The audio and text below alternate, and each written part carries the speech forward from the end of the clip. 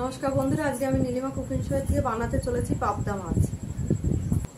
দাদা ভাই আজকে বাজার থেকে পাবদা মাছ নিয়ে এসছে। এই পাবদা মাছ আজকে আমি বানাতে চলেছি সর্ষে পোস্ত দিয়ে। কিভাবে বানাচ্ছি আপনারা দেখতে থাকুন, সাথে থাকুন। সর্ষে পোস্তটা আমি রেডি করেছি। এই যে কাঁচা লঙ্কা সঙ্গে দিয়ে দিচ্ছি, দিয়ে একসঙ্গে বেটে নিচ্ছি। আমি ধরিয়ে দিচ্ছি গ্যাসটা। মাছে নুন হলুদটা মাখিয়ে নিয়েছি। মাছে নুন হলুদ মাখিয়ে আমি রেডি করে নিয়েছি। এবার আমি গ্যাসও ধরিয়ে দিচ্ছি। এবার কড়াইতে আমি তেল দিয়ে দিচ্ছি পরিমাণ মতন মাছ ভাজার জন্য।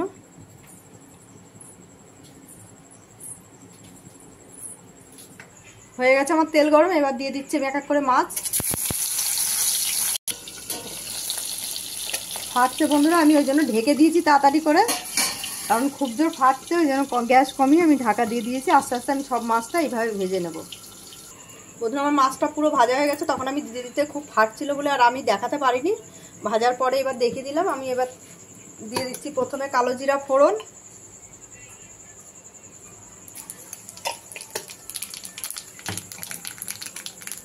আর আমি এই যে সর্ষে পোস্ত বেটে রেডি রেখেছি এবার দিয়ে দেব ঝোলটা।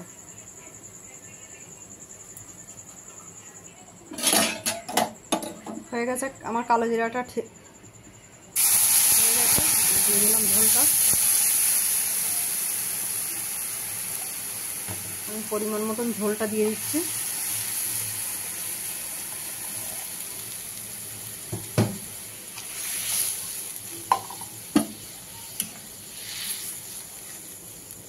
আর একটু ঝোল দেবো আমি অল্প করে, পরিমাণ মতন জল দিয়ে দিয়েছি। এবার আমি দিয়ে দিচ্ছি পরিমাণ মতন হলুদ গুঁড়ো আর নুন।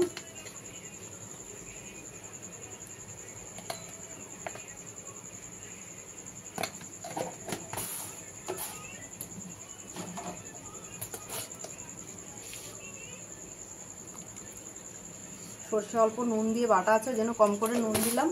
নুনটা হয়ে যাবে আশা করি। এবার ঝোলটা আমার ফুটলে আমি আস্তে আস্তে মাছগুলো সব এক এক করে দিয়ে দেবো। দেখছি বন্ধুরা ঝোলটা ফুটছে। এবার আমি মাছগুলো দিয়ে দেবো এক এক করে।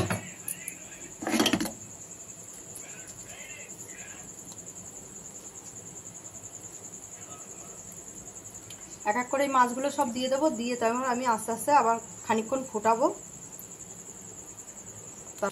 বন্ধুরা আমি আলগা করে দেখেছি। এবার আমি একটু সর্ষের তেল উপর দিয়ে ছড়িয়ে দিচ্ছি, দিয়ে আর একটু ঢাকা দিয়ে দেবো। তাহলে গন্ধটা সুন্দর আসে, টেস্টটাও ভালো আসে। এবার আমি আর একটু ঢেকে দিচ্ছি।